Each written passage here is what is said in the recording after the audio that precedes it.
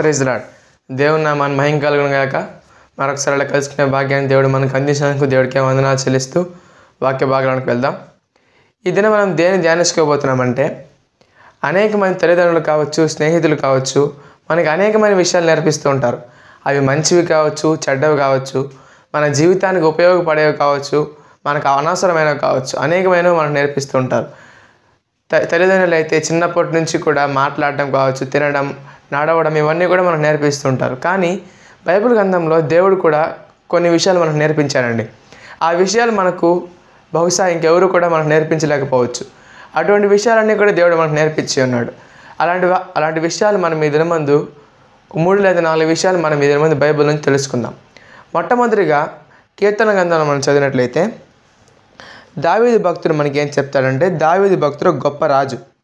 ఆ రాజు ఎంత గొప్ప పరాక్రమశాలి అంటే, గొలియాతు అన్న ఒక గొప్ప యుద్ధశాలిని చాలా బాల్య వయసులోనే అతను ఓడించగలుగుతాడు.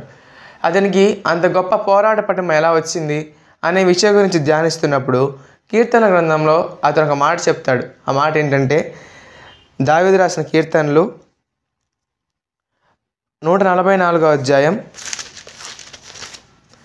1వ వచనం మనం చదివినట్లయితే, నాకు ఆశ్రయదుర్గముకు యెహోవా సన్నుతింపబడును గాక, ఆయన నా చేతులకు యుద్ధమును, నా వ్రేళ్లకు పోరాటమును నేర్పవాడై ఉన్నాడు. హల్లెలూయా.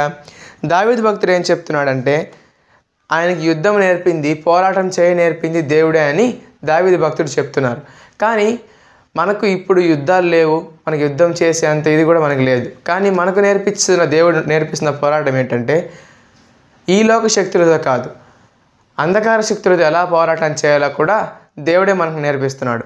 ఆకాశ శక్తులతో, అపవాదితో ఎలా పోరాటం చేయాలి, వాడు చేసిన తంత్రాలను మనం ఎలా ఎదుర్కోవాలి అనే విషయాలన్నింటినీ కూడా దేవుడు మనకు నేర్పిస్తూ ఉంటాడు. అసలు మనం అపవాది తంత్రాలను ఎదిరించాలంటే మనకు కావాల్సిన ఆయుధం ఒకే ఒక ఆయుధం ఉంది, అది ప్రార్థన. అసలు ఎలా ప్రార్థన చేయాలని కూడా మనకు బైబిల్ గ్రంథంలో నేర్పిస్తూ ఉంటాడు యేసుప్రభుల వారు. యేసుప్రభులకున్న 12 మంది శిష్యులు ఒకనొక దినమందు యేసుప్రభుల వారు అడుగుతారు, ఇదేమిటంటే మాకు ప్రార్థన నేర్పమని ఆయన అడిగినప్పుడు ఆయన వాళ్ళకి ప్రార్థన నేర్పించినట్లు మనకు బైబిల్ గ్రంథంలో సెలవిస్తుంది.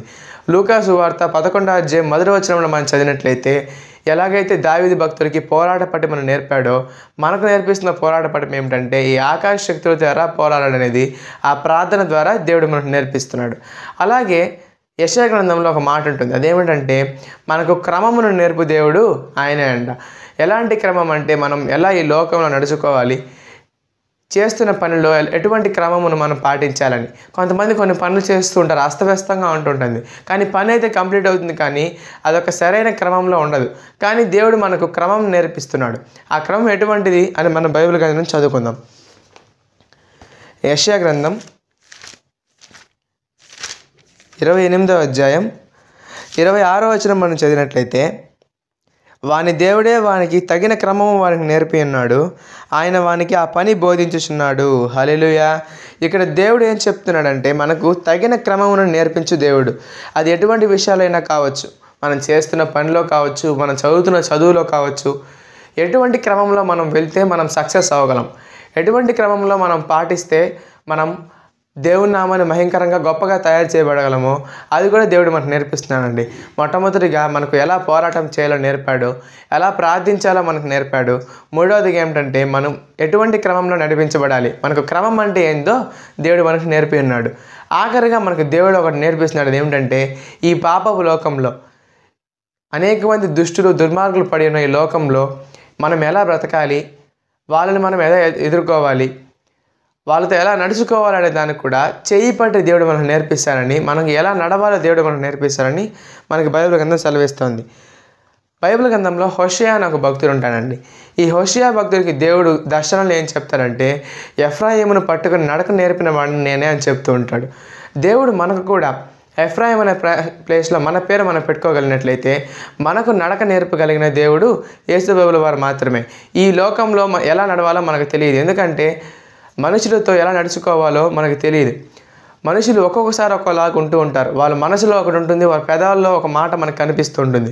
అలాంటి వారితో మనం ఎలా బతకాలి, ఈ పాపపు లోకంలో మనసులో ఒకటి పెట్టుకొని కపటపు లోకంలో ఎలా బ్రతకాలో కూడా దేవుడు మనం నేర్పిస్తాడండి. ఆ హోషేయ గ్రంథంలో మనం ఆ వచనాన్ని చదివినట్లయితే, హోషేయ గ్రంథం 11వ అధ్యాయం 3వ వచనం మనం చదివినట్లయితే, ఎఫ్రాయిమును చెయ్యి పట్టుకొని నడక నేర్పిన వాడను నేనే, వారికి కౌగిలించుకున్న వాడను నేనే వారిని స్వస్థపరిచిన వాడినైనాను ఆ సంగతి వారికి మనసున పట్టలేదు. హల్లెలూయా. మనకు బైబిల్ గ్రంథంలో ఏం చెప్తున్నాడంటే, వారిని చెయ్యి పట్టుకొని వాడికి నడక నేర్పిన వాడను నేనే అని చెప్తున్నాడు. మనకు చెయ్యి పట్టుకొని నడక నేర్పించేది చిన్నప్పుడు మన తల్లిదండ్రులు మనకు ఈ లోకంలో మన చిన్నప్పుడు ఎలా నడవాలో మనకు నేర్పిస్తారు. కానీ ఈ ఆత్మీయ జీవితంలో ఎలా నడవాలి అనే విషయాన్ని మనకు దేవుడు నేర్పిస్తారండి. కాబట్టి మనకి దేవుడు ఏమేమైతే నేర్పించాడో క్రమం కలిగి ఉండాలి, అలాగే ప్రార్థన చేసేవారుగా మనం ఉండాలి.